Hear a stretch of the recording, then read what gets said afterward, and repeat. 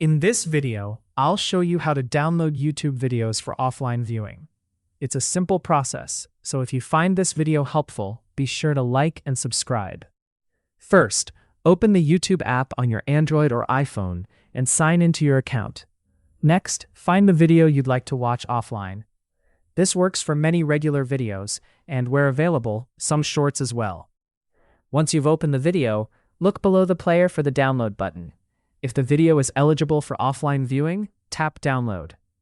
You'll be asked to choose a video quality, such as low, medium, high, or full HD if available.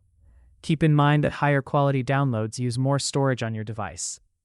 After selecting your preferred quality, tap Download and wait for it to finish. Once the download is complete, you can find your saved videos by going to You and then Downloads in the YouTube app. From there, you can watch your downloaded videos even when you don't have an internet connection.